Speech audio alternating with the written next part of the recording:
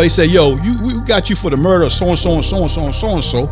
It's a contract hit. So everybody know I'm Kenny from the Army around here. But I don't kill nobody for no money. I don't kill people for no money. All of us can make money together. You dig it? I'm not gonna kill you, or I'm not gonna get greedy now and want to bump y'all to get the money. That shit is crazy. That's psychotic to me. Money conversations, we've been making business moves. Contemplating how to get it, need to get in tune. Different topics, we got options, you could pick and choose. If more income ain't the outcome, gotta switch the mood. We tryna help you to improve, thanks for asking. Road to riches, speak on broker days and past tense. Wealthy habits, lately I just wanna stack chips. Took a risk and we've been running up a bag since. G-Vast Quest, quick to make a couple G's. Detox, spitting knowledge, put you on your feet. Bug out, got the plate, make sure to pray before you eat. At the table with the winners, come and take a seat.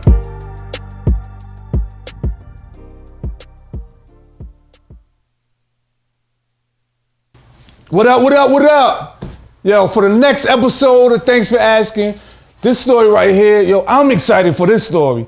This is about my man Kenny. He's from around the way. He gonna tell you his story. Yo, Detox, start the introduction and do your shit, bro. Let me get a round of applause, you know what I'm saying?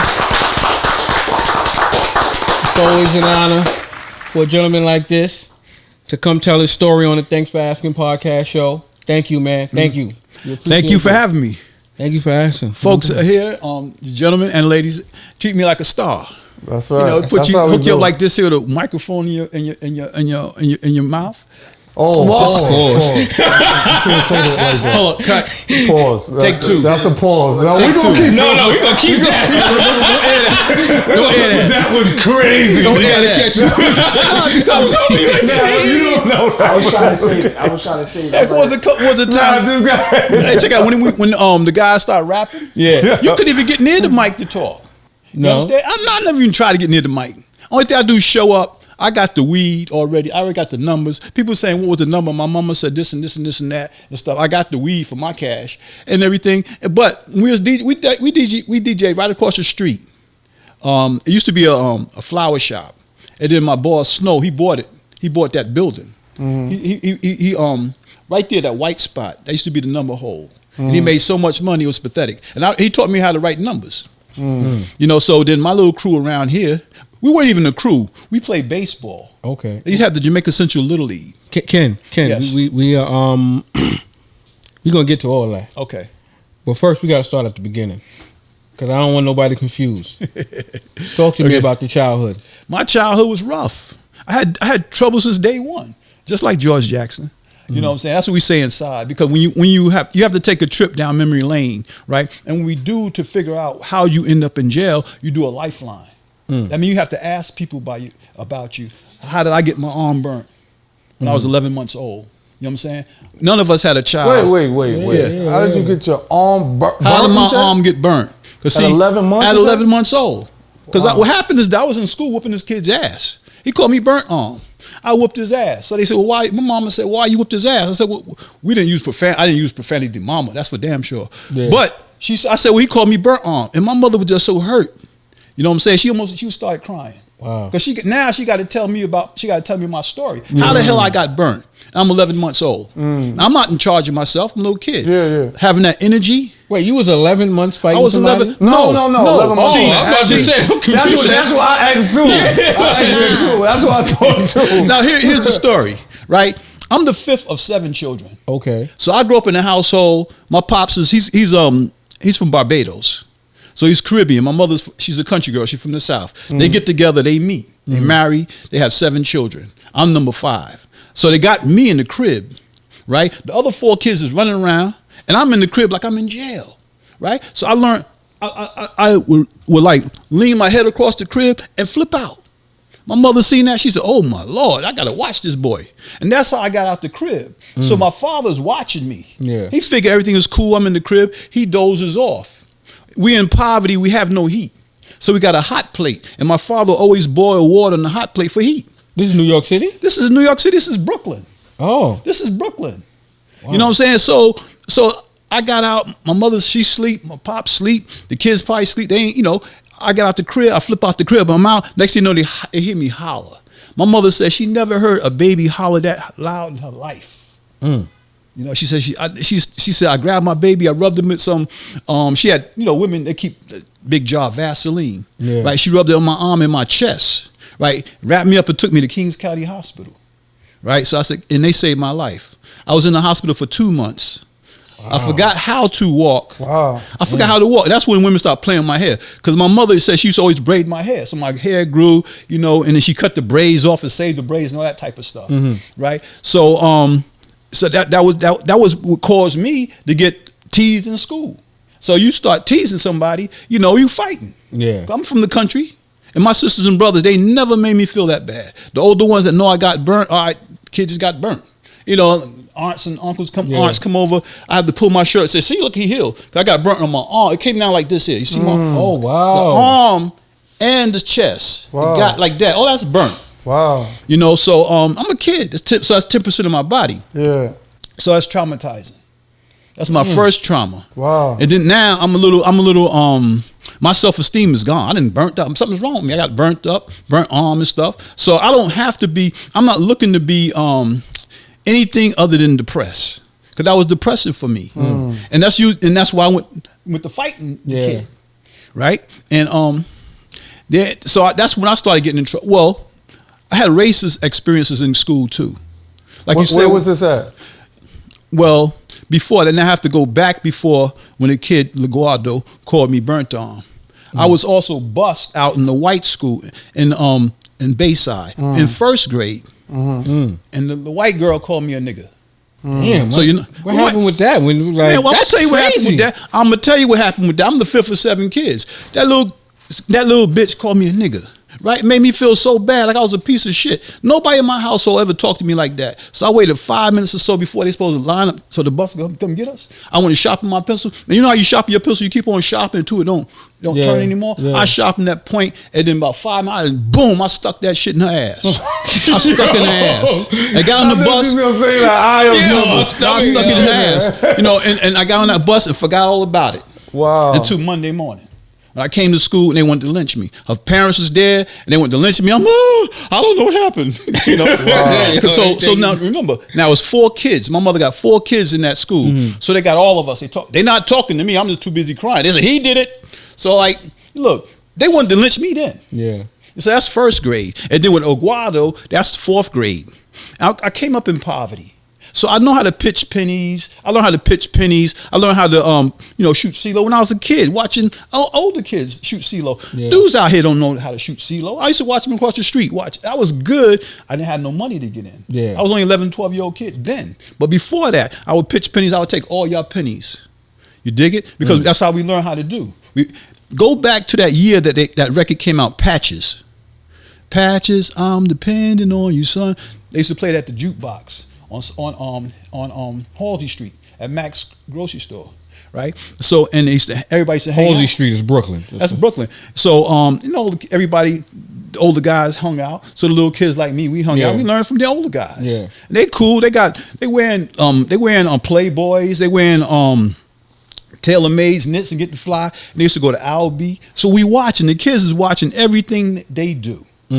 Everything they do. I didn't see anybody do anything like wrong other than play basketball. That ain't wrong. Other than play basketball, come back and forth and kick my ass every once in a while because they'll cramp my legs. See, that's the lesson they taught us little boys in the 60s.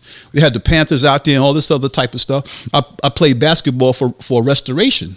You understand? So our street, they made it like a play street because they're trying to do something for the youth. They killing off all the Black Panthers and they co-op in the programs, the social programs, right?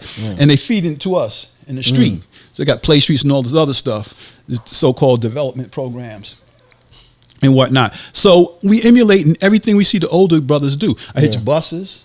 I go to Broadway and I shake you down.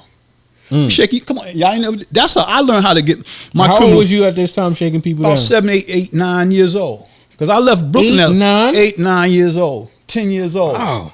10 years old. Because like I said, it's a mindset. It's a criminogenic mindset you develop. Yeah. Now I go to Broadway. I was a nice guy. I used to pack bags for the ladies, the clerks, and I would take people's bags home. But when it's slow, what you do? I see you in there. I think y'all hustling too. I'm shaking y'all down. Or y'all gonna shake me down.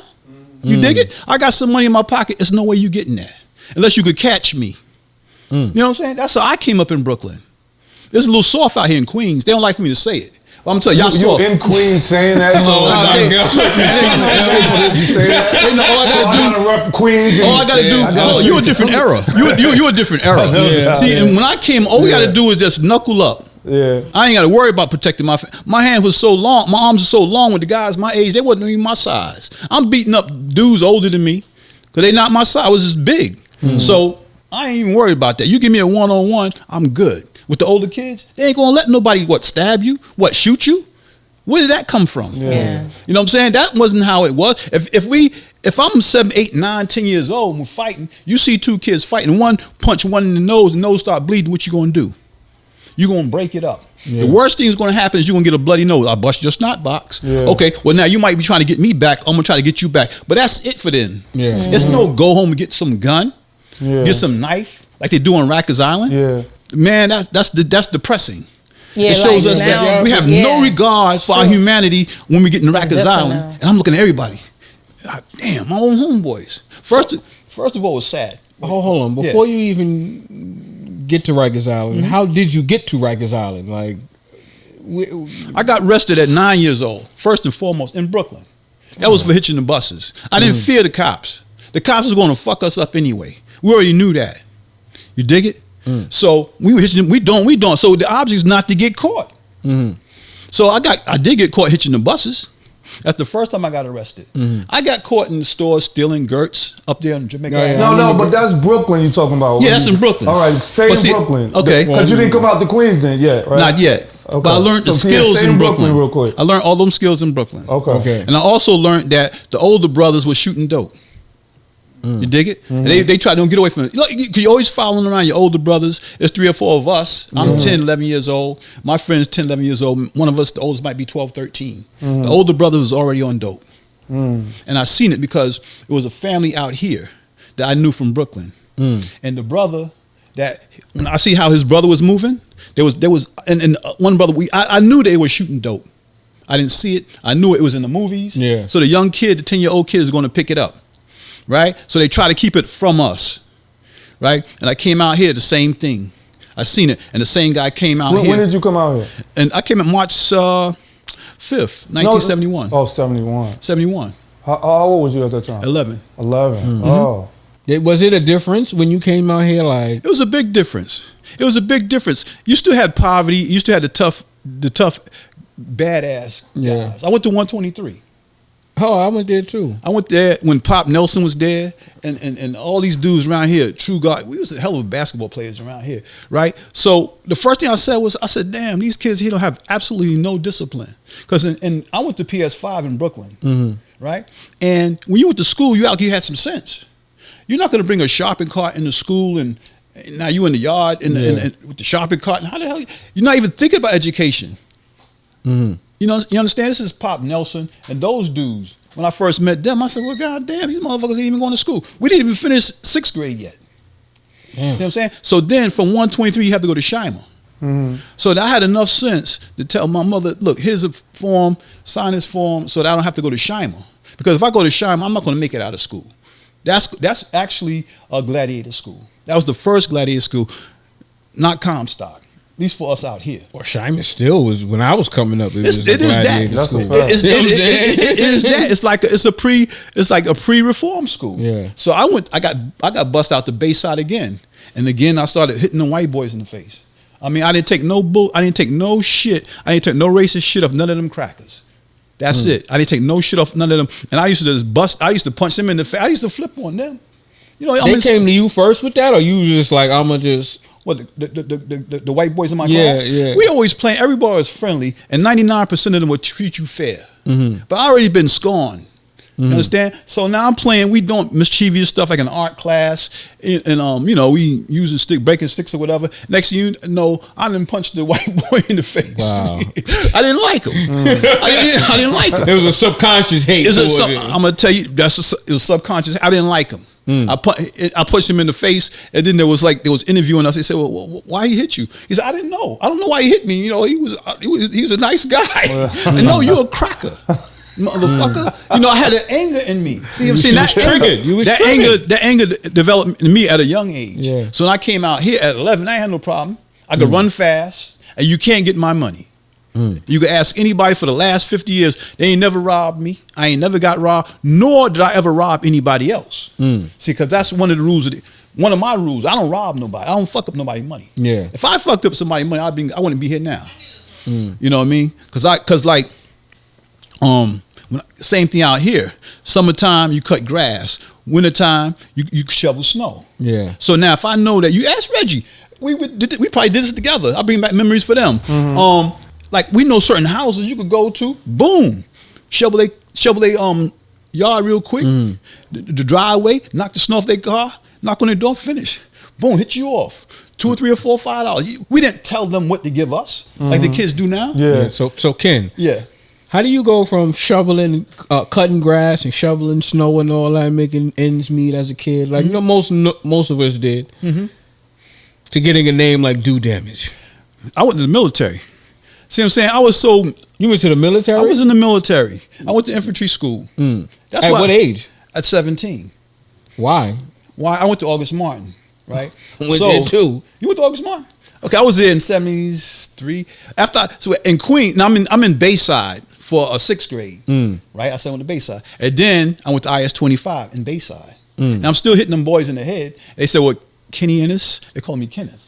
Wouldn't you like to go back to your neighborhood to black? I said, I sure would. So the Mr. Contrada, the counselor out there, he told me, he said, look, you could graduate right now. You go to August Martin. Because I went to intermediate school. So that's 7th, 8th, and 9th. I was supposed to stay out there for the 9th. But no, they sent me back to Dr. Queens, which was fine with me. Yeah. And to August Martin. So now I'm in August Martin. Now things changed a little bit. It's cooled out era. It's a get over era now. It's in the music. It's in the movies. Yeah. You know, Shaft and Superfly and all them dudes get over artists. So I can steal pretty good. I go on Jamaica Avenue, I can steal. That's where my criminal mindset come. And then when I hear about, so I'm in school. Yeah. And I got my mama's car now. You dig it? And I got my girl. Yeah. And I got my friends. We ride. We stopped going to school. So eventually they kicked me out of school. And when eventually they came to my house, told mom, she said, look, I haven't been going to school. I've been driving her car. And then my mother, when she found out, it was like I betrayed her trust. You know what I'm saying? Mama, because of my lifestyle, because of what I had been through, my mother had a soft spot in her heart for me. Yeah. Regardless of wealth, we didn't have any. We had love. Yeah. You know, mom give you that discipline, that old fashioned love. Yeah. Right. So where was I? Oh, you was saying you got found out at the school. Cool. You broke your mother's heart. So they kicked me out of school. Yeah. And I had my mother's keys, right? I would always, like, wash a car. Your mom, let me do this and do that. I'm running all her errands and stuff. So I'm taking advantage of that privilege. Yeah. Right? So she didn't say you better be good, do this like you're supposed to and go to school. She took it for granted that I would stay in school. I was going to school like I was supposed to, but I was abusing that privilege. Yeah. So when she found out, she said, "Give me them keys." And I'm 17 now. She said, "Give me them keys," and I broke her heart so bad. My goal was to go to the Air Force after high school, and I can't do that because I didn't have a high school diploma. But I broke her heart so bad I couldn't stay in the house with the women no more, not then and there. So I went to the recruiter. I said, look, I need to go to the Army. So he said, okay, cool. Here's the form. Take this to your mother and have her sign. That's all right, cool. I said, Mom, here's the paper. You got to sign it for me to go in the Army. I need your consent. So she said, give me that paper. Where is it? She was so mad. She signed that paper, and 8 days left. I was gone. I went in the Army. Like, I went in the Army July 14th. Like, where was you when the lights went out in New York City? I was making love. See, that's how I remember points in time. That was like 77. Right, so I go in the Army.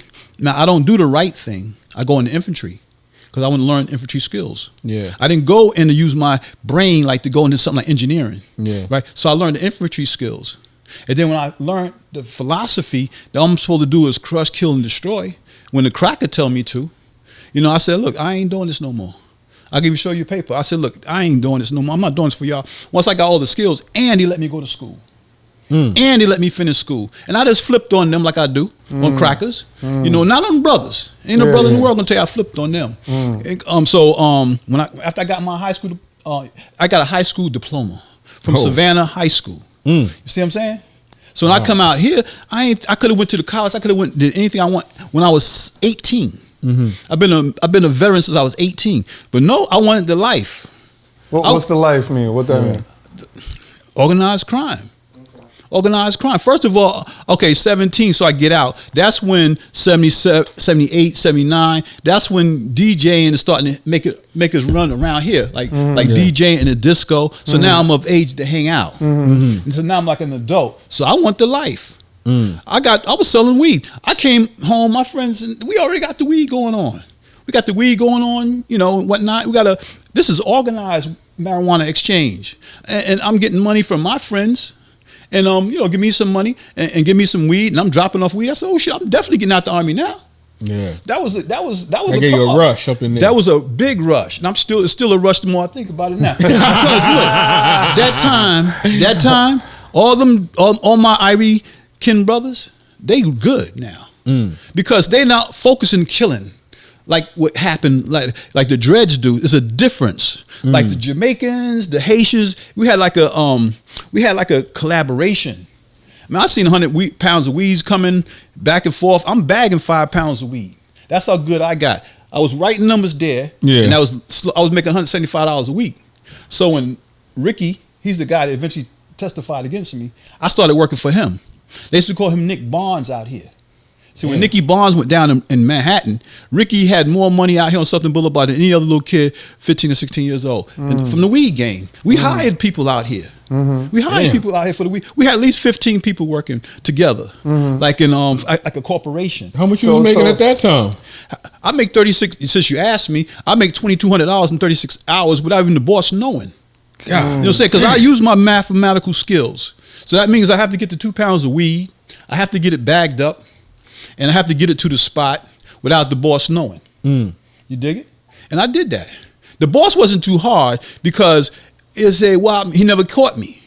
And he's like my uncle, mad love for me. And like, so when you're in the marijuana game and the Jamaicans come over, they let their man come up. They give him a day to sell weed. You hustle. Now you got enough to buy for however much weed you could buy, your man will let you get a day to sell it. Now, if his spot is hot, you could sell 10 pounds of weed or whatever. So we got a gold mine. It's up on Rockaway Boulevard across the conduit. That's about the 10th herb spot we had. We had about, when I first got out the army, we had like 3. And then it goes, ebbs and flows, right? And then it picks up. It picked up. We had it all. We had it all. We didn't have to, we had alliance with Corleys and them and whatnot. And the 7 Crowns, they were still doing robberies and selling candy, bullshit, right? Because we all connected. We grew up together. Yeah. You understand? So everybody had their path. Oh, so you knew Mr. Black and all of them? I don't know Black. Oh, okay. I ain't gonna say that. I don't know him. Okay. I know some of the guys. You knew of him and stuff. You knew of him and stuff. I knew of him. I knew of him. And guys who was in the 7 Crowns, the black spades, the Savage Skulls. They would wear colors around here and everything. You know, but it wasn't a lot of mass killing either. With Black and whatever. That's what we finding out. As much people as we interview, like everybody is like, it's not as crazy as it was portrayed. Yeah, as we projected to be. Yeah. Like we wilder, wilding. When you hear gang, you think that's super predators. Automatically with that. Shit was organized. They wasn't doing nothing. I work with the guys in the 7 Crowns, T-Bone and his brother Johnny. They used to call him Johnny Pay. It was about 7, 8 them dudes. And the deal was a couple of them I could beat, and a couple of them I couldn't. So I wasn't fucking with them. Yeah. It's one of them families you ain't fucking with them because they're gonna get you. You know, when I think Johnny whooped my ass out here, he was like, we country boys, man, he threw me. I know he could beat me. But we got into it. But his little brother, I could really beat his ass, but I ain't gonna do that. That's I ain't gonna do that because look, man, he ain't worth it. Yeah. I worked at the store across the street, Max. I got money in my pocket. You dig it? Since I came out here, I always had some money. So what is the stick-up man going to do? When the stick-up man, he don't start up as being a stick-up man. He started by being a bully, robbing other kids like I used to do. Yeah. But I didn't do it out here. So they try to get me. Always trying to get me. Shoot. You know, but like, you know, hey, look. Out here, man, it's a dog eat dog, and a puppy don't have a chance. So if you know that, then okay, look, I see, okay, y'all down there. Okay, I'm coming this way. You know, I'm dodging y'all. They ain't getting me. I had a paper route out here, collect money from all these houses out here. And so, like, people see me coming. And that's how I got to know them. From being in the neighborhood, the paper route, the store, I know everybody. But I did my thing. I didn't rob anybody. You know, I didn't rob anybody. Well, you know, and selling weed. And there you go. So how long? So Was you doing this without ever getting locked up in between that? I got arrested about 3 or 4 times for selling weed. Weed is a misdemeanor. It's a system. You're never supposed to have more than 4 ounces in the spot. If you do, you simping. You fucking up. That's not how we deal it. That's not how we do it. Every weed spot we had a system where there's only so much out. So if me and you in the spot, we working, and we get busted, it's only a misdemeanor. Yeah. And the boss man, he'll bail me and you out. But if all of us is there, y'all ain't getting bailed out. Matter of fact, I'm running y'all out of here. Because dudes be bringing weed from other places and try to make money too. Yeah. And if it's your friends, you got to let them feel a little something. Yeah. But you got to get the fuck out of here. Because they'll try to lock you, take it crack into your profit. Look, you got your few dollars. When you smoke some weed, I don't need a company no more. Yeah. You can go. Yeah. So with that, it brings like other criminal elements. Yeah. So the brother that turned me on, right? We used to do some other jobs remember the guys who rode in the vans and they used to collect the quarters out the machines? Oh, okay, right? Yeah. So that's a city company. So if you tell me about that, I'm gonna do it. You dig it? You stick at the van, and you need some place to bring the van when you get it. So my house, I got a driveway and a garage. So thank you for keeping me in mind. If you bring an armored car to my crib, I will be there. And that's what I told him. And sure enough, he bought the armored car. It was just quarters. We got about $5,500 worth of quarters. He paid me $1,000. That's 40 pounds. And that's how scientific you have to be when you're making money. You got to know what you're making if it's worth your while. Yeah. So people know how I think, and they know I don't fuck up their money. So they trust me with a lot of goods. Now, if I wanted to break in the heroin game, I could have did it. I didn't want that. The cocaine, I could have did it. I didn't want that. Now, crack, I tried to break in the crack business when it first started. And you know what happened? Wow. Dudes ripped me off. So the guys I was down with, we put up some money. They said, we got to kill him now. I said, oh hell no. I didn't got laid back. I didn't got a wife and a kid. I ain't trying to kill nobody. You know what I'm saying? That's not what this is about. Yeah. So we got beat. And that's why I never got into the crack game at the beginning. And then I started seeing guys around here blow up. Oh wow, god damn. I didn't know the money was coming in so fast. Because like I said, it's just another product. But you seen money come around from the weed though, right? So when the crack come around, the crack came around more than the weed? It was like a tidal wave.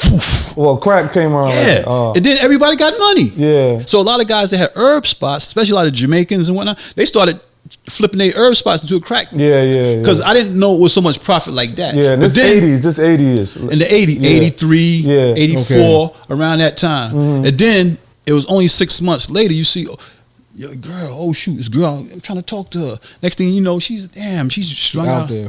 She's out there. Oh man, she got walking pneumonia summertime. I said, oh shit, you could see the effects of the crack epidemic on the people that get addicted. Damn. So you can't feel good. I know I can't because I do have a conscience. I sell weed and I stayed away from the dope. I stayed away from the cocaine because the cocaine was right there. Snow. I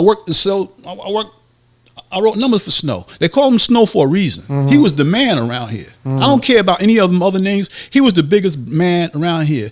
They call him Snow. He had a business degree from Georgia. He played football. And he could have organized all of us. You had my team. I just got in the Army and whatnot. I have a team on 116th Avenue and whatnot. We used to DJ. We had his club. We used to call it the Tom Tom Club. We DJ'd in every bar on Sufton Boulevard.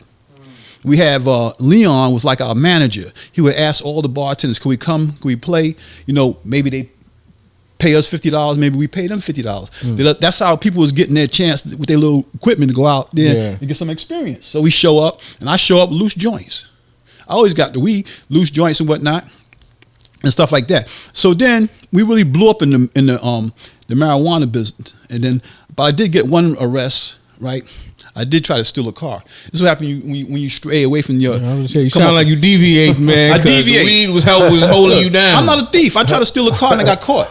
You understand? Because I got tired of the stupid dude. I told him I needed a car because you could order a car. I had a car, right? So we send a car thief to get another car so I could take the front end off. Right? He keep the stupid motherfucker, excuse me. He get the wrong car. So I said, God damn, if you want anything done right, you got to do it yourself. So I had that mentality. I go out there try to steal a car. What happened? I get busted. So they put me on 3 years probation. So that's when my probation officer said, the way she said it, she said, Kenny, why don't you go to school? You ain't a dumb guy. The way she said that shit, it was like, made me come. Damn, that shit hit you. What? And I'm going to tell you the truth. So she told me that. So I said, yeah. So I started going, and the ladies at the number spot, they would tell me also, because I would always add their stuff up for them. And I was always nice and stuff like that. They always give me tips and everything. And they said, why don't you go to school? So now I'm 23. So I'm going to school. I still got my weed. Yeah. I'm still working for the weed man. We got a legal store on Springfield and 139th, a legal store. It was used to be Getty gas station. That's how I got that line when Daryl says you driving big cars getting your gas from Getty. We had a Getty gas station. They used to stop there all the time. That's Run D and them. They used to always stop there and whatnot. But the guy that I grew up with, he brought me into the weed game because his uncle was the man. Yeah. He got caught for that job we did. You dig it? The job, he set it up. The job. There was job. The job that we got the quarters from the city. Oh, okay. That job, right? He got caught.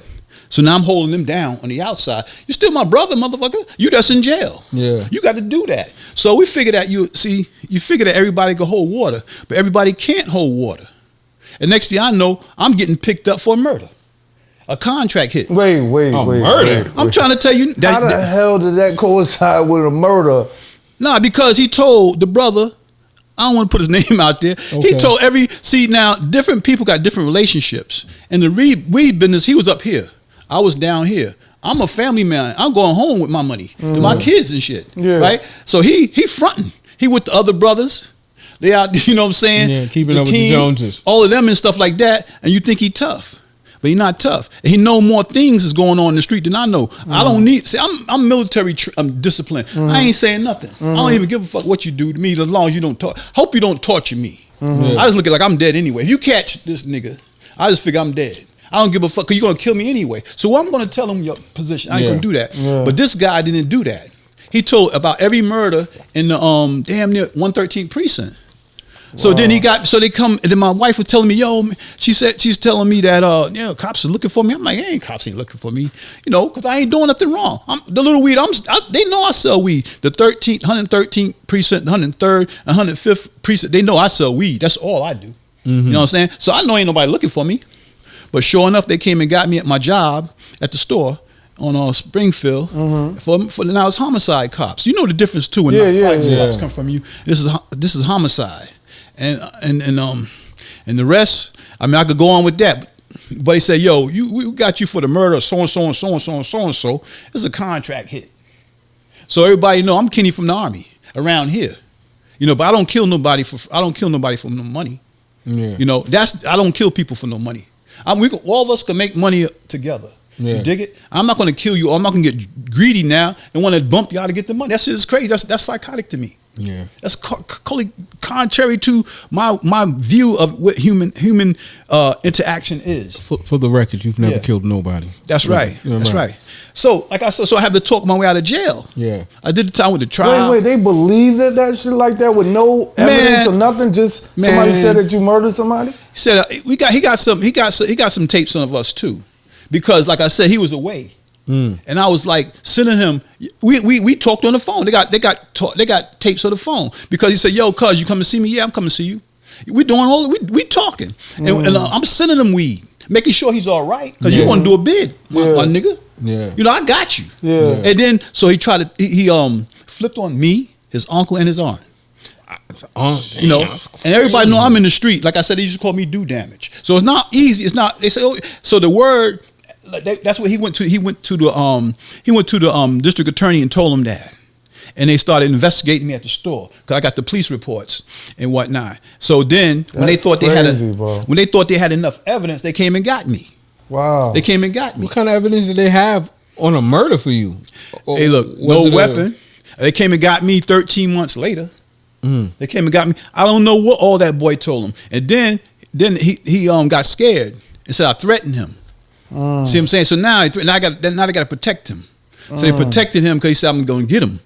And it's like that's what's going on. Damn. So they had me. So I figured that all right, I'm on Rikers Island. I got a high bail, so I do my time on Rikers Island, and my family eventually. How long you did on Rikers Island? 688 days. 688 days. Yeah. But I was able to get out on bail right before I started trial.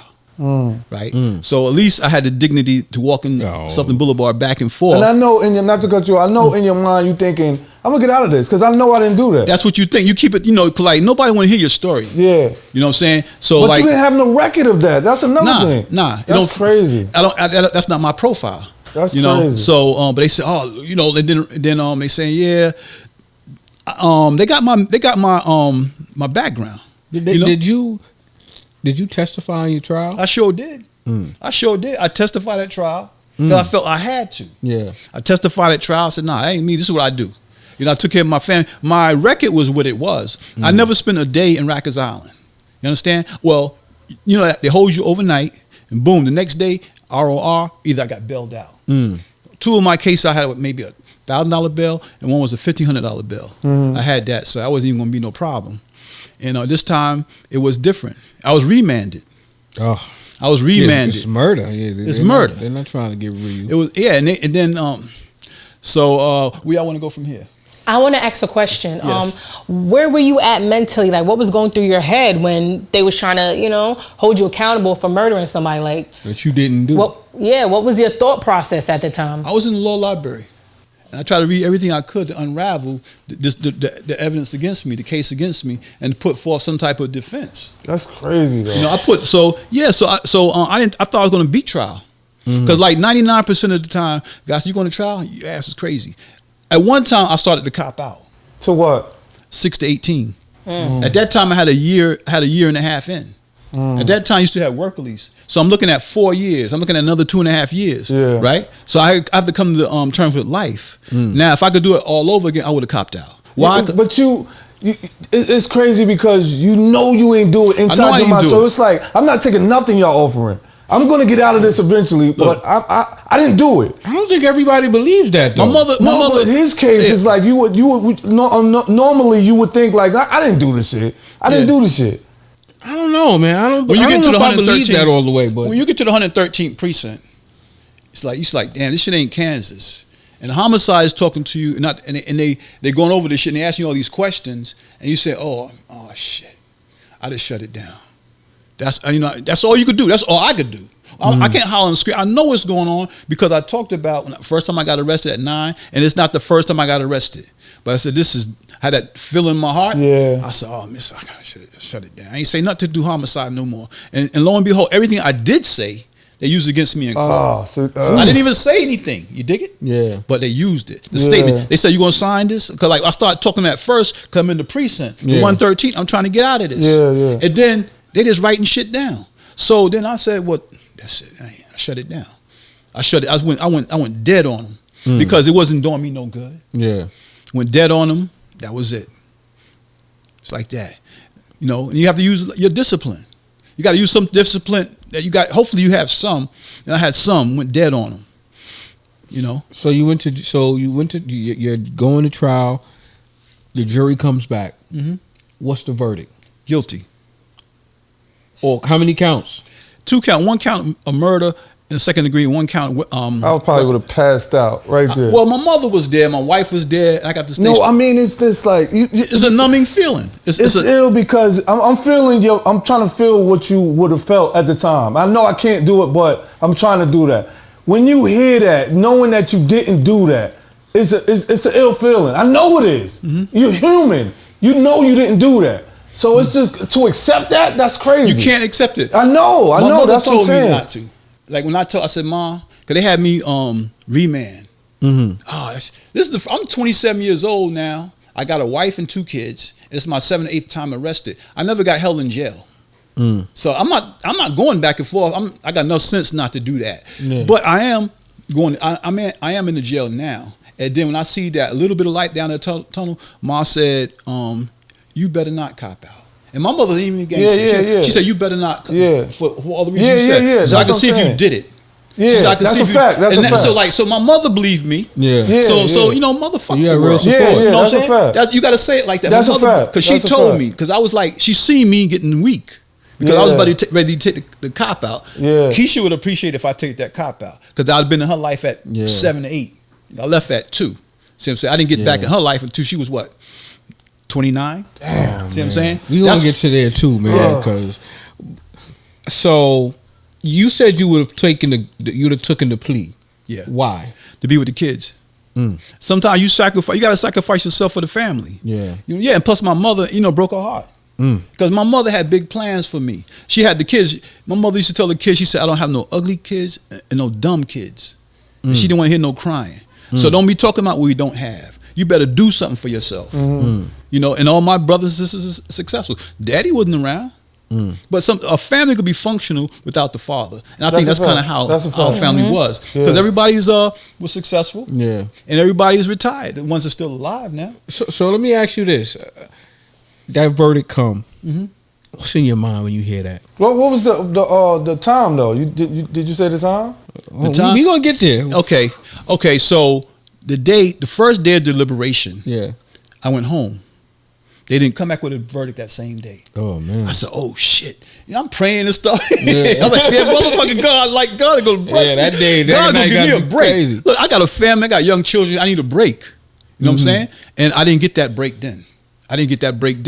And so I got convicted June 7th. When they came back with the verdict. What year? 1989. So the second day I came back to court, I had freshened up, got my my suit and stuff on, and the jury got the same clothes they had yesterday, and they faces wasn't looking the same. Wow. Wasn't looking the same. So whoever was holding out the day before, by that afternoon, they had a unanimous decision, and then you could watch the light on the court when the jury get a decision. Right, they had the light, and my lawyer ran out the court. He said they got a decision. And you had that feeling in your heart, drop. Yeah. I mean, I didn't have to go out there no more because I had that feeling. Yeah. It wasn't like it wasn't no good feeling. So I go back out there, and then I have to stand up straight because my mother's there, her girlfriend's there with her for her support. My wife is there. And everybody's falling apart. I got to stay up straight. I got to stand up straight, like my mother taught me. And I did that. And they took me in from the court, and they took me to Queen's house, and I started, just be straight. At the time, when I got to Queen's house, Roger McCleary was just there. Roger McClue's there. Roger McCleary is the one they had him for the police body. See, and they tried to say that we worked together. They had the motive was wrong.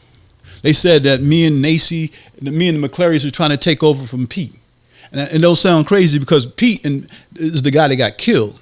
But Pete and the McClarys is like family. If I did anything to any of them, I'd have been dead. But they don't know that. Yeah. So I got convicted. And then, now. Because you ain't even once you get convicted, you still got to wait for sentencing. You got to wait for sentencing. Yeah. So I'm in the Queen's house, and I said, I can't do this.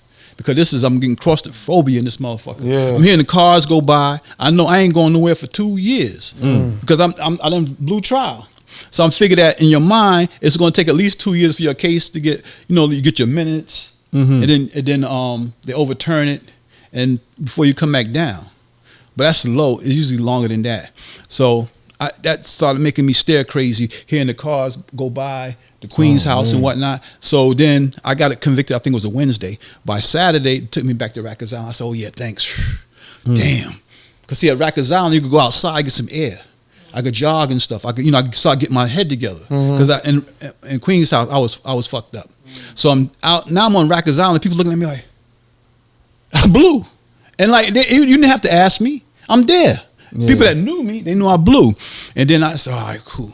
So, but what I did do is that I stayed in the law library. I went to a legal research class on Rikers Island, and I submitted a 330 motion. What's and that? I asked the judge to set aside the verdict. What is a 330 motion? Motion to set aside the verdict. Oh, okay.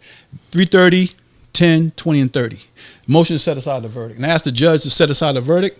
I asked him first, you take these handcuffs off so I could read this in the record? Because I ain't no slouch, motherfucker. Judge, I don't give a fuck about you, but you're going to respect me. Yeah. You're right? And I didn't do this shit here, and I did everything I could do to convince that motherfucker. I had a 9-point motion, And he took his glasses off, looked at me like, this crazy ass nigga think, motherfucker. Looked at me like I had to break down too, because I could feel this power. This motherfucker, just let me kick his ass in one time, good time, and I did the time. That's how bad I feel. This motherfucker. I broke down, and then I maintained my composure, and I finished reading my motion into the record.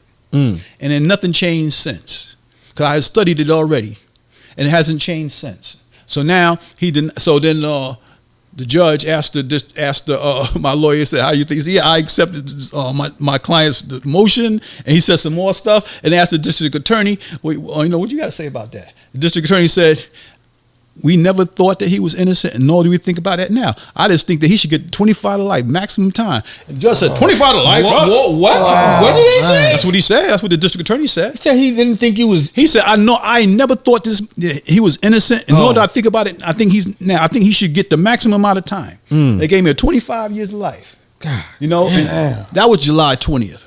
I said, okay. I get back to Rikers Island. One of my friends, he said he had some weed. He said, here.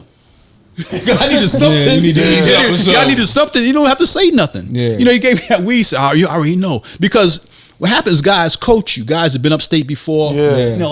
That's what I'm talking to. Blah, blah, blah, blah, blah. You telling me I'm trying to figure this stuff out. So I started watching movies and stuff. When I went to the Bing, I busted this dude in the head. They said he was a snitch, and I lost my mind. I didn't know that snitches tell on you in Rikers Island. They tell on you. You beat up a snitch and the snitch told on you. I thought the house gang was going to jump on me. Yeah. I know. I felt the tension. I said, something the fuck, this shit is wrong, man. I'm in the dorm too. What the fuck? Hey, I got my sneakers on here. I'm ready. I ain't got no tool at all. But I didn't even give a fuck. You ain't gonna catch me laying down on no bunk.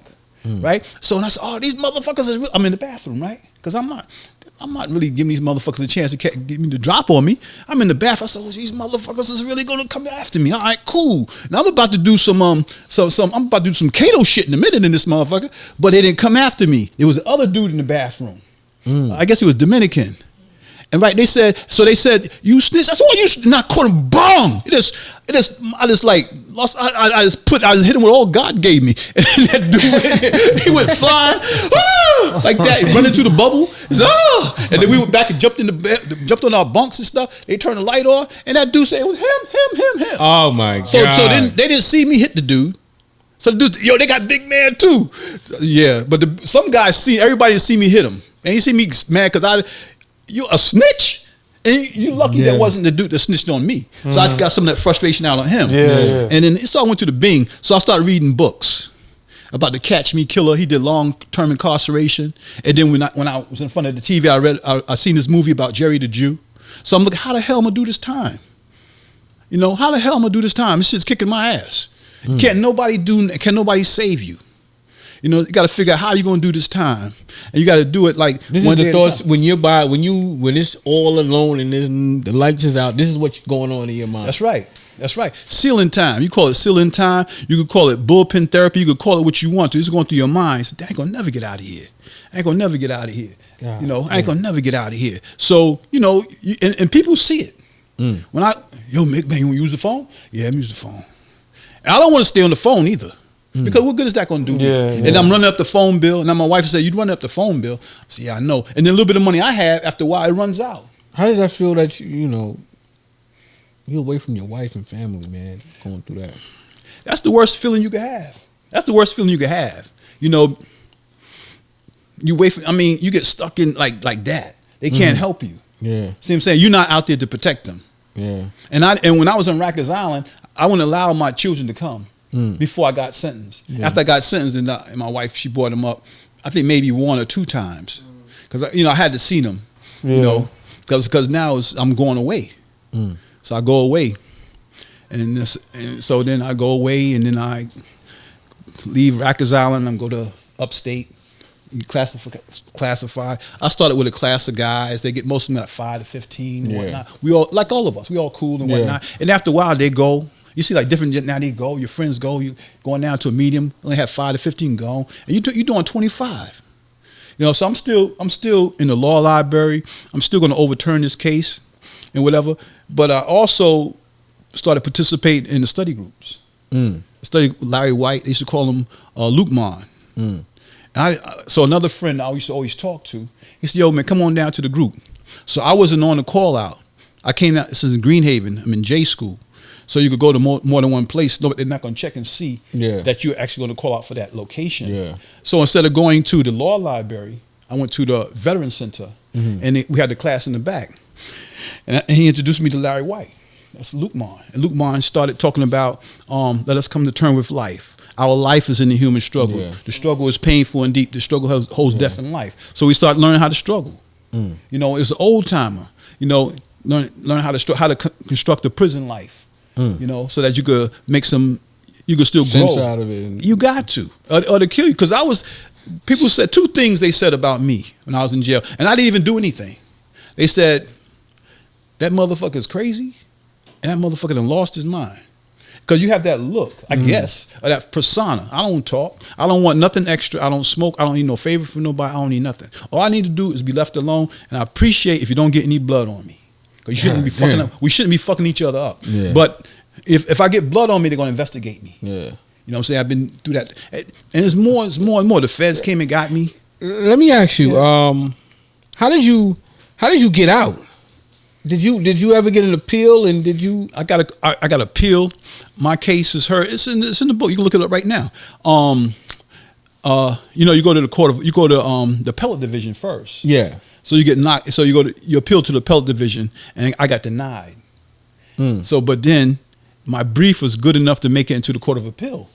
So wait, isn't it just the appellate is the top one? Nah, it's the appellate division. The court of appeal. Right. Okay. So the court of appeal, they heard my case. I got the split decision. One judge voted to overturn the conviction, and 6 voted to affirm it. So it's affirmed. So then, by that time, Biden, who's the president now, they wrote a bill, the Anti-Terrorist Effective Death Penalty Act, and it put a limit on the time you have to file a habeas corpus. So after my direct appeal was exhausted, I had 1 year and 3 months to file a habeas corpus. So I filed a habeas corpus, and that got denied. And after that, I filed clemency. After you get half the time, then you can file clemency. So I got 25 years. So after 12 and a half, you can file clemency. I filed clemency, that got denied. You know, you're gonna always try. You got to try every means possible, other than trying to, like, you can't escape out of jail. At least not me. I'm not going to get out. I'm in a maximum security jail. I'm not going to get out of here. You know, so you got to try to get out through the court. You know, you got to try to keep your mind.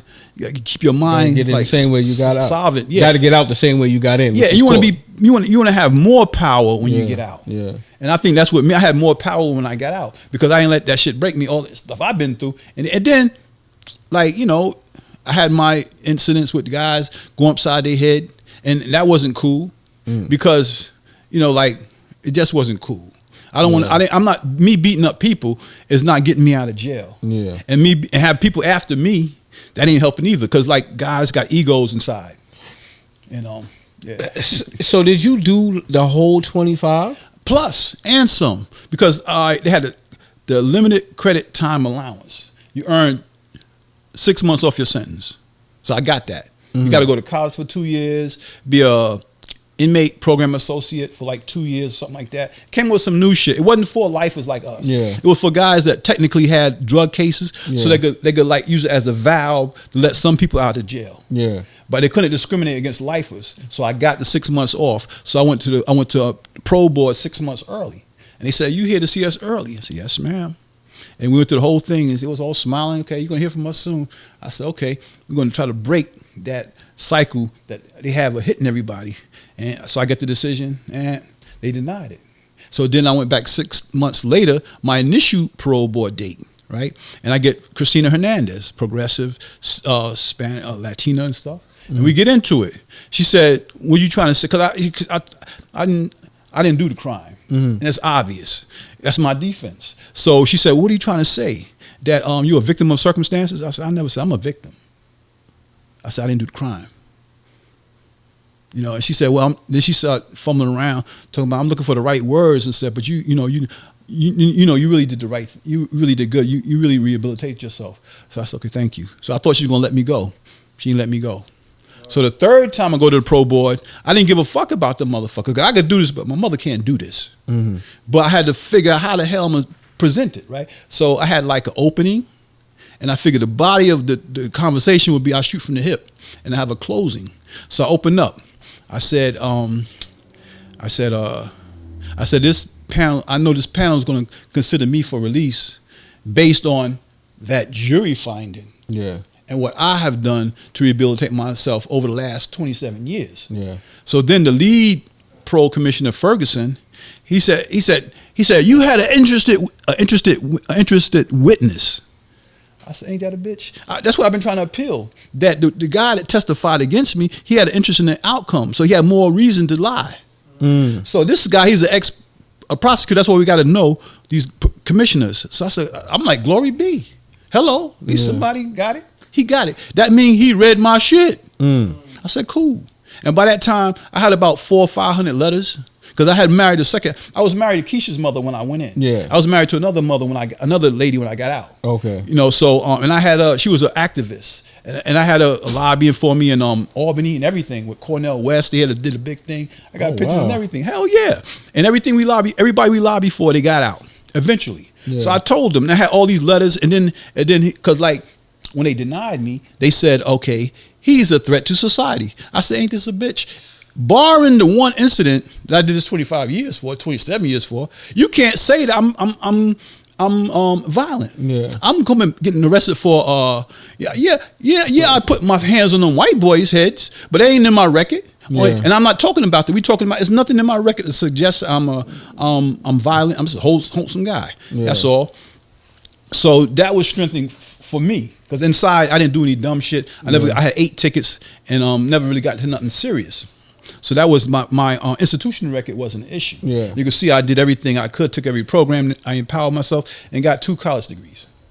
Congratulations to that. Yeah. Congratulations. And that's what do it. See, getting inside those college, thinking about some of the stuff that we study, like philosophy, psychology, so you could deal with this. Yeah. And by you taking out of society, so you could examine society, your community from outside of the environment. Yeah. I just want to say access. Like, okay, fast forward, you come home now. Mm-hmm. What was it like adjusting to society? Like, how was it, and how did it take a toll? Because I know you had to learn how things went, technology, all of that. Like, it didn't even matter to me. My family showed me so much love. It even matter. I got pictures. I could bring them to show you. My brother, like, I married this girl Barbara. She knew me from around here, and the way we hooked up, she used to be a dyke. Mm-hmm. Right, she used to hustle on Sufton Boulevard. Right, so now we in the visiting room together. I'm in the visiting room. My mother and my cousin come to see me. Barbara came to see the Christian brother. So then we bumped heads. She said, "Oh, I know you." I said, "How you doing, ma'am?" "Yeah, I was at the Christian event last year." She said, "No, I know you from Sufton Boulevard." I said, "Oh shit, that made me feel good." Yeah. I've been in jail for 20 some odd years. You know me from Sufton Boulevard, and I'm not like that. I'm just feeling good. Somebody recognize me because I'm inside the belly of the beast. Yeah. Now, if you don't come to visit me, you never gonna see me again. And for her to recognize me, she knew me. Yeah. Right. So then she playing her game. She wanted to take a picture. Come here, take a picture. I took a picture with her, and made my day. Like a motherfucker. Yeah. So the brother that she came to visit was my friend. He was a lay minister. I asked Bradford. I said, "Bradford, what's up with this chick, man? I heard she had a book. I want to read it." And I said, "Is anything going on?" He said, "Nah, she's just a good Christian sister." Because I want to make sure that he ain't trying to push up on her, and I'm not going to try to interfere. I don't do that, So he said, "Nah, she's a good Christian sister." So she had a book. I read the book, and I knew everything about her past. That's why I said she was a dyke. She'll flip other chicks that had bad relationships with men, and make them like other women. Yeah. So that was her thing. But then she had an epiphany, and she became a woman again, and she wrote this book. Yesterday I Cried. And she spilled it all out. So it's not like I'm just disclosing her stuff she put in her book. So then, I sent money for her to put on the phone and whatnot. And then she came to visit me and stuff. And I started telling her my story, right? And she said, "I could help you." So she just wanted to help me. And then when I got hit at the board the last time, she said, "Baby, let's get married." So what I'm going to do? Yeah. And I told her, I said, "Look, you taking I've been married before. I said, you taking a leap of faith. I'm taking a calculated risk." She said, "Baby," she didn't want to. She shut me down. She already knew what to do. I got married. We got married at Woodburn. We had one trailer visit at Woodburn, and then at Fishkill, I got transferred to Fishkill. We was getting trailer visits every 35 days, and everybody know that. And man, only the brother inside want to get some because you ain't getting none. Yeah. And I'd be teasing my other brother. We tease each other. Brothers, come out. We like I had brothers in the resurrection study group, he in this since you 17. I said, man, you 17, you came in. We having fun now. I said, well, you ain't never had no girlfriend. You stop teasing. Oh, what? You ain't never had no girlfriend. So now we this is how we amuse ourselves inside. That's why I said earlier that it doesn't matter whether what you say in your story is true or false, just as long as it's amusing. Because we need some type of laughter. Yeah, laughter is like a medicine, and that heals those. I mean, get you through the day. You say, I lock in. You want a book or something? Yeah, cool. Lock in. So that you don't go in there and hang up. Because we do the suicide watch on Rikers Island, right? And we know some guys are going to go in there, ain't going to come out. But so yeah, that's why I said that laughter is like a it's like a healing balm. Yeah, it's like a medicine. I got one more question. Yeah. What was it like to repair the relationships that was broken because you was locked up, like with Keisha and your that's still Kenny and those relationships are still damaged. And my son, he had to tell his side of the story because he was so hurt because he was my best man. I mean, I did everything. Full disclosure, I just met this guy, but I grew up with his kids. Peanut was my brother's best friend. Me and his daughter was in the same grade. We went to the same school. We went to 123. We knew each other our whole lives. So, where that comes from, I remember his son, and I remember he adored you. Like, you know what I'm saying? Like, you was his hero. I was his man. You know what I'm saying? So, I was his man, and that's what hurt him because they took me away from him. See, and they took so many men like me. I mean, we good fathers, regardless of how we made money. If you wasn't throwing dirt, you wasn't gonna get treated like shit. Yeah. So we was good men, and they took so many good men off the street at one time. And everybody had their own like family issues or whatever because of the law. I was the breadwinner. Yeah. With my wife, his mother, she been traumatized by some other stuff. Yeah. So I was a breadwinner. I said she could be a stay-home mom. I'm working 2 jobs. I'm working a job and I'm going to school. And I got my weed on the side. Because once you got that clientele, you can't shake it. Nor am I trying to shake it. Because everybody going to arrest me for that. I'm going to Queensboro and I still got keep a quarter pound of weed. Because that's going to go overnight. So yeah. And like my thing, I was always making like multiple forms of income. Yeah. I wasn't setting the world on fire. But the government wasn't tracking my cash either. Yeah, but beyond that, man, just the relationship. You know what I'm saying? Like, do y'all have those conversations about, them missing you and stuff like that? Yeah, they think that I don't show them enough love because being in jail toughened me up. I'm a tough man anyway. I'm like not only my mother's son, I'm my grandfather's grandson. And Keisha tell you, she said he's mean. He cut the TV off. She was down there visiting, and he cut the TV off. He said, make no sense of wasting no electricity on no TV. He was like, that's how he was. So she was mad because she wanted to watch TV because she's just a kid. You figure let the kid watch TV because she's with all these older adults. But those relationships, Keisha would always come to see me when she was able to. You might know her boyfriend too now, Quentin. Yeah. He started bringing my friend too. He started bringing up to see me. He'd bring up to see me. Oh wow. Yeah, that's why I have a lot of respect for him. He even asked me if he could marry her. He came to jail. He said, I would ask. He said, because you know how you talk like old Gitchy. He said, I would ask you for your daughter's hand in marriage. I said, that's quick. It was so cool. I just that's what got me. That's why I could laugh, not because like experiences like that. Yeah, he come and asking me is the way for her hand. He didn't say, I want to marry your daughter. Yeah. He said, I come to ask you for your daughter's hand in marriage. Now, why they didn't get married, I don't know. It ain't got nothing to do with me. Yeah, but they've been living together for the whole time. So those relationships are still strained. She got my back. Yeah. Because she's that type of person. She got my back.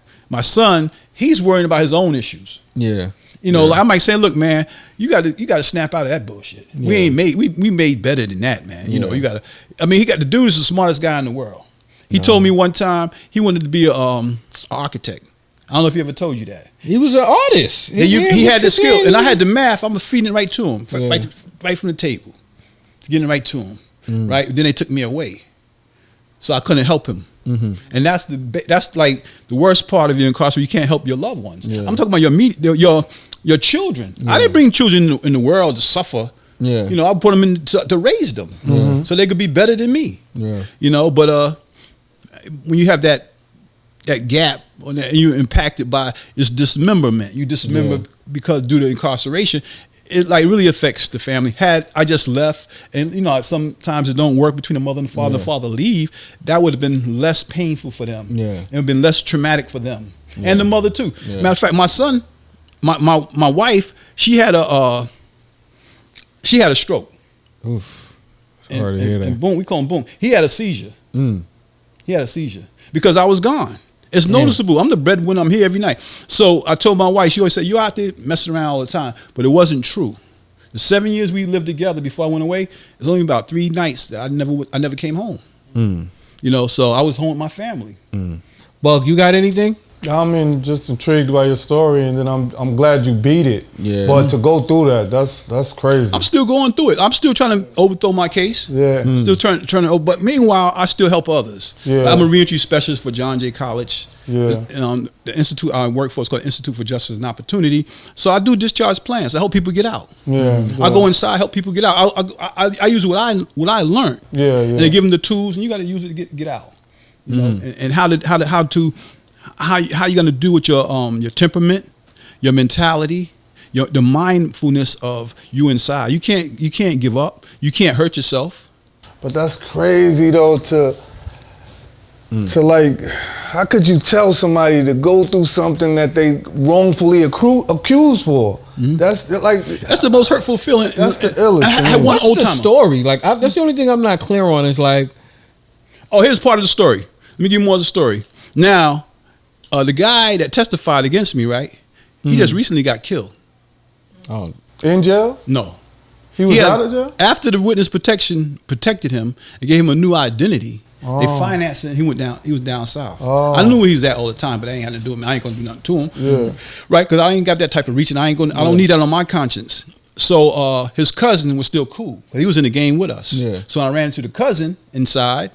And then we were so happy to see each other. Cause you know how when you meet somebody, especially a family member, when a brother that used to call a cousin, we tight. And then when I told him what happened, because he wasn't around when it happened, and I told him what happened, he said, "Man, I was fucked up." You know, so I didn't hold it against him. Yeah. But since he'd been out, he would try to get us back together. So he was just trying to get us back together. And about a couple of months ago, we got back together. He said, "Yo, cuz, you're gonna have to give me time," because I called him. The other cousin said, "Call him." So I called him, and then he didn't answer the phone. So I left a voice message, and then he said, "Damn, cuz I got on my phone his text responses." He said, "You have to give me some time." And I spoke to him one time on the phone, and then he said, and I sent him a picture of me. He said, "Damn, cuz you ain't changed." See, the whole thing is that I need to get him to recant, and I think that he was ready because I think that he was tormented by that shit all these years. So then what happened? All of a sudden he come home. He'd been driving truck for the last 32 years in the South. This night he happens to come home. He park his truck like he used to park it, and it seemed like he just walked in front of traffic. Another car just hit him and killed him like that. Yeah. That's crazy. Just like that. Yeah. So we could say, you know, what comes around goes around. Karma, and God don't like ugly. You can say what you want to say, but that's what happened. I said, "Oh man, he did some shit." So you feel like that's one of your last outs. Like, damn. No, it's not necessarily my last out. He does that. Look, brother, it would have been easier if he could have just recanted the story and stuff like that. Yeah, had he would have been, it probably would have relieved him because obviously he was troubled. Yeah, I got on my phone. He said, "Cuz," because we used to call each other cuz. You know, he said, "Yo, cuz, you gotta give me some time." And he said, "Your voice, you sound the same. It's good hearing your voice." So now you're talking different after 27 years, plus the 9 I've been out. Yeah, so we're talking about like 36 years. Mm-hmm. See, it's different because so I figured that was haunting him. And he wanted to clear his conscience because the cousin told me he'd been crying. He was crying his eyes out. A lot of it had to do with jealousy because his aunt and uncle, they cut him off before he flipped. He did some stupid shit. He took some weed from his uncle's connect. Wow. And then they didn't pay him. I mean, it's not like the stupid guys, like the Supreme Team and them dudes, they're gonna kill you and do all the stupid shit. We're not gonna hurt each other. We didn't hurt each other. Yeah, that's our nephew. Now he took some weed from his uncle's connect, right? And then they didn't pay him, right? Said it was for his uncle, and didn't pay him for the weed. So when his uncle come back to town, naturally he thinks me and him is together on this. I said, nothing. I'm mad because what you ain't tell me about the weed. This is 9 pounds. I go, that's $4,500. Yeah. You know what I'm saying? We get that in no time. Yeah. You know, and he ain't tell me. So I was like, so we arguing, and I'm like, I did not know. I didn't know. And John is the big dude. He's a little dude. I'm talking about in the weed game. Yeah. In the 12 tribes, he's the dude. These dreads that come, what? They come. They coming. Yeah. Right? But so he fell out. He fell out with his nephew. I stayed loyal. Yeah. I said, fuck it. I'm not giving him my status. Shit, because he fucked up. I'm mad at him because he told me, he said that he lost the weed. Come on, we don't do those. Yeah. I mean, see, I'm so smooth in the weed game. If I work for all y'all got weed, none of y'all gonna know I'm bringing weed in that spot. Yeah. I'm supposed to know. Yeah. I'm just supposed to bring my percentage so I can get my little crumbs. Yeah. And that's what we used to do. So I don't know what happened. He hanging with the Supreme team. Because them dudes, one of Green Eyes is like his brother-in-law. Green Eyes have a lot of things people don't know. He has another half sister. And Green Eyes have a baby by him. So Green Eyes introduced him. He said, that's my nephew. That's my brother. See what I'm saying? So they on a whole nother level of relationships and stuff like that.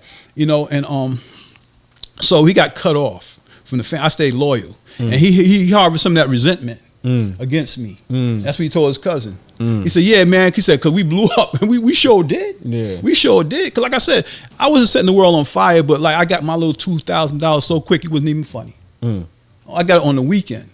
He gave me his shifts. He had a 24-hour shift and a 12-hour shift. That's 36 hours at the herb spot. And you're not going to get busted on the weekend. And I used to run that motherfucker. It was already ran hot.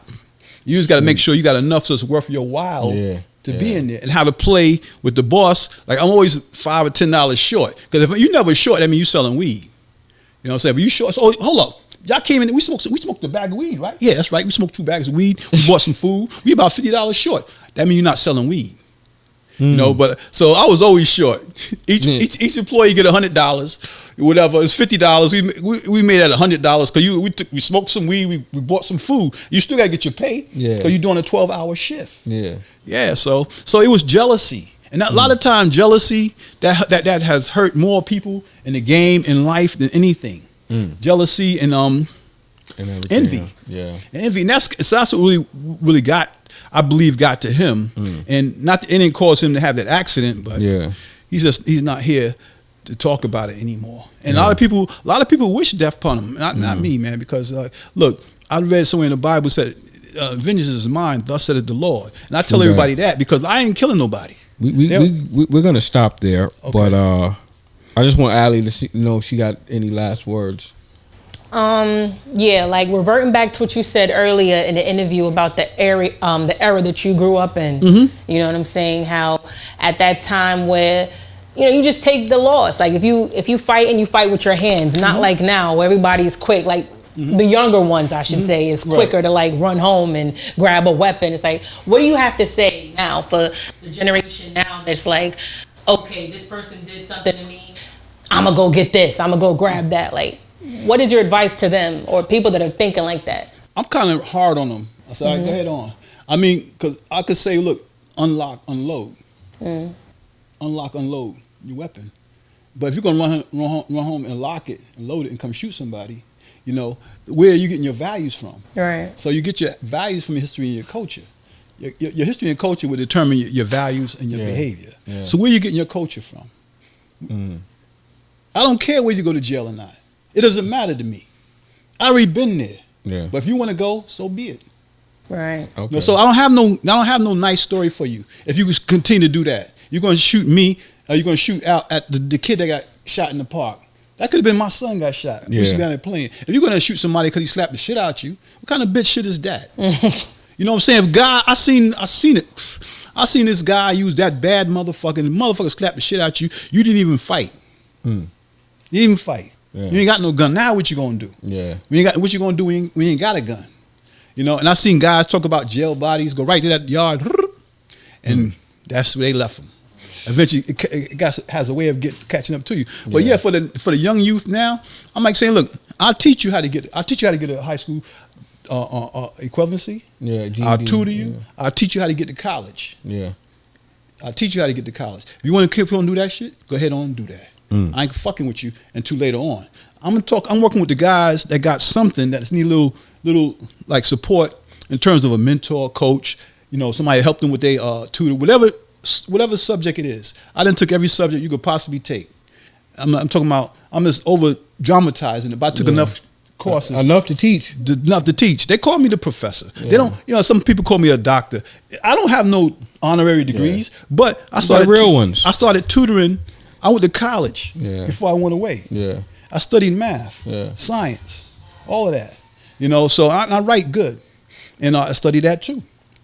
I love history. Like, who's the 12 men that most affected your life? If you have guns, you shooting each other, who affected your life? What gunslinger are you emulating? You have to understand that. Yeah. You can keep on doing what you want to do. You know what I'm saying? But where's it gonna? You have to think about yourself. People told me I would never make 21. I'm 3 times that now. I'm 63. Wow. Nobody believe it because inside we gotta get a round of applause for that. You know what I'm saying? But Ken, it was a pleasure, man. Mm-hmm. And your story was riveting, and I just want to thank you for sharing it. Mm-hmm. And I hope justice is served. And I just want to thank you again, man. Thank you. Thank y'all for listening. Thank you for telling the story, bro. Because I'm still fighting, and I go back in the joints. Yeah. On help people. And I'm gonna give them some advice. I write discharge plans. You want, like I said earlier, if you want to know where you're going, how you got there. So tell them where they can locate you at. You can locate me at, this is my work email, KINNISS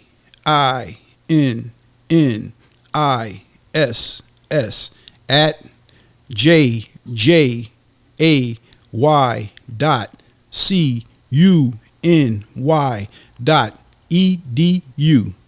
You could text me or you could email me, whatever you want to send me. So that way that starts like a thread. Because I get like emails for jobs, schools, all that type of stuff. So they got my email. My name is Kenneth Inniss.